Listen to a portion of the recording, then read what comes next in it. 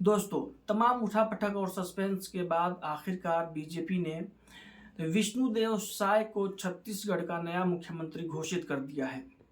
हालांकि अभी उन्होंने मुख्यमंत्री पद की शपथ नहीं ली है, लेकिन पार्टी विधायक दल की ओर से उन्हें मुख्यमंत्री चुना जा चुका है और इसके साथ ही दो डिप्टी सीएम, एक तो हैं जो अभी बीजेपी के तत्कालीन प्रदेश अध्यक्ष हैं अरुण साव, और दूसरे एक हैं विजय शर्मा।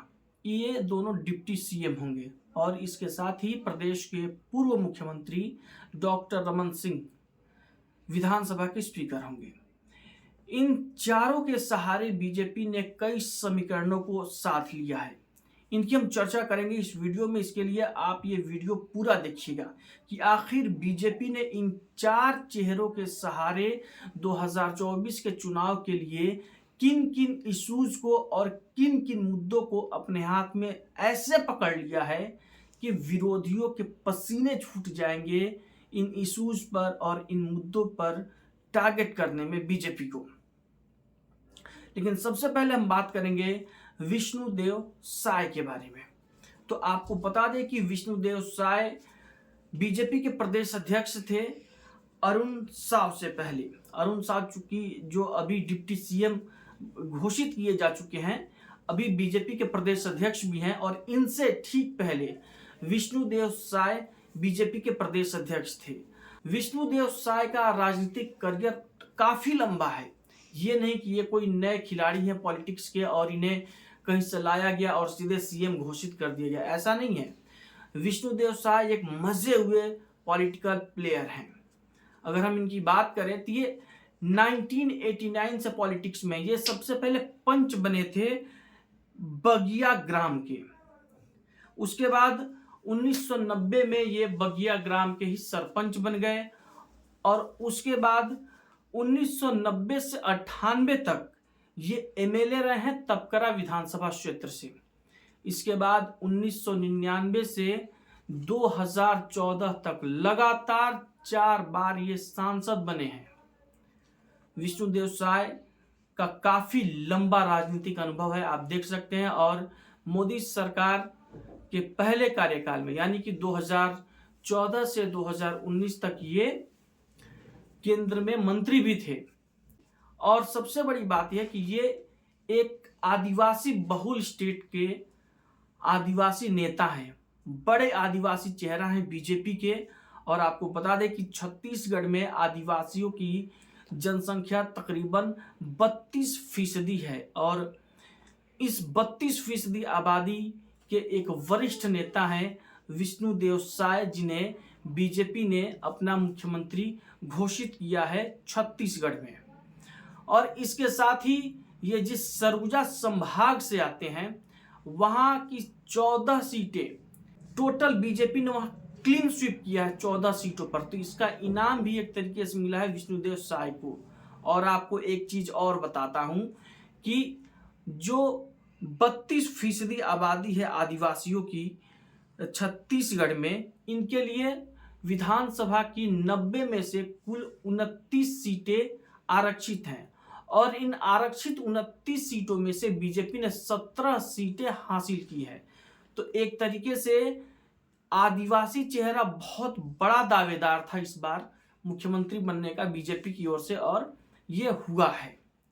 और इसके बाद 2 डिप्टी सीएम बनाए गए हैं। डिप्टी सीएम एक तो है विजय शर्मा और दूसरे हैं अरुण साव। अरुण साव की अगर बात करें तो ये साहू समाज से आते हैं जो प्रदेश में ओबीसी है। कांग्रेस के जो मुख्यमंत्री थे कांग्रेस पार्टी से भूपेश बघेल, वो भी ओबीसी समाज से आते हैं। उनके काउंटर के तौर पर बीजेपी ने प्रदेश अध्यक्ष बनाया अरुण साव को ओबीसी समाज से। और आपको एक चीज ये बता दूं कि जिस कुर्मी समाज से भूपेश बघेल आते हैं उसकी आबादी तकरीबन 6% है, और वहीं जिस साहू समाज से अरुण साव आते हैं उसकी आबादी पूरे प्रदेश में तकरीबन 22% है।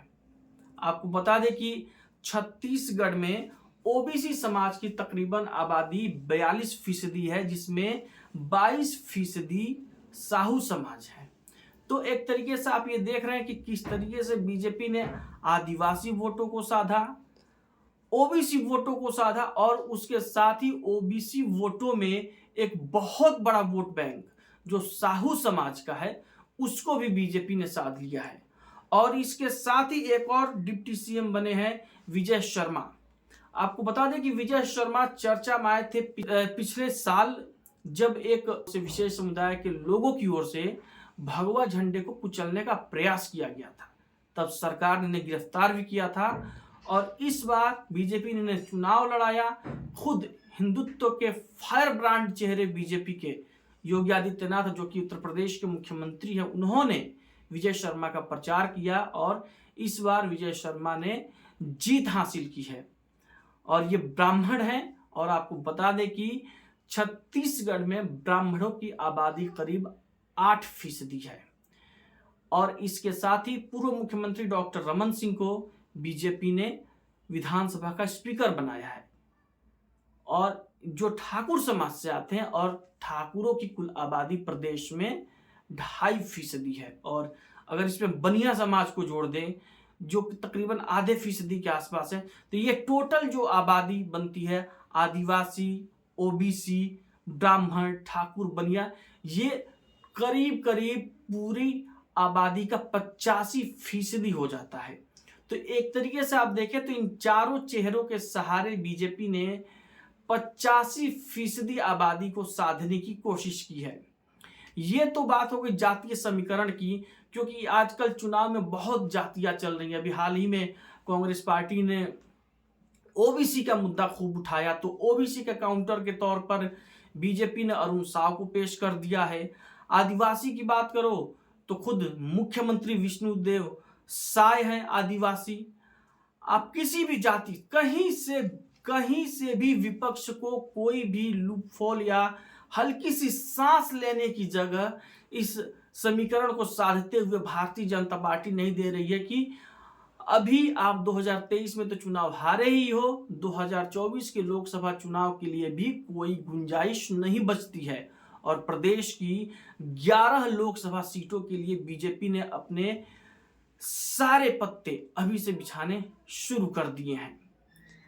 इसके साथ ही एक बहुत बड़ा वर्ग जो बीजेपी के लिए वोटर का काम इस समय कर रहा है वो है लाभार्थी। फर्स्ट कैबिनेट मीटिंग को लेकर जो मुख्यमंत्री विष्णुदेव साय, उन्होंने ये घोषणा की है कि वो अपनी जो पहला फैसला लेंगे वो लेंगे 18 लाख पीएम आवास को मंजूरी देकर। अब आप सोच लीजिए 18 लाख पीएम आवास, 18 लाख पीएम आवास मतलब 18 लाख परिवारों को सीधे सीधे लाभ दिया जाएगा। अगर एक परिवार में 4 से 5 लोग भी जोड़ लेंगे तो 18-90 लाख के करीब लोगों को सीधे सीधे साधने की तैयारी है। और इसके साथ ही 25 दिसंबर को 2 साल से बकाया जो धान का बोनस है वो भी सरकार किसानों को देने जा रही है। तो आप सोच सकते हैं, अभी तक जो विपक्ष हाय तौबा मचा रहा था कि सीएम नहीं मिला, सीएम नहीं मिला, सीएम नहीं मिला, अब उनके लिए ये सीएम आते ही सरदर्द पैदा कर दिया कि आखिर अब इस चुनाव में तो मटिया मेट हुआ ही, अगला चुनाव में भी कोई भविष्य नजर नहीं आ रहा है।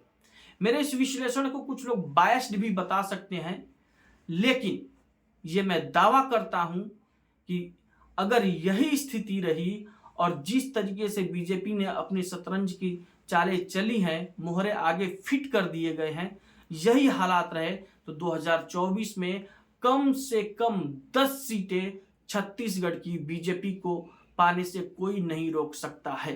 नमस्कार।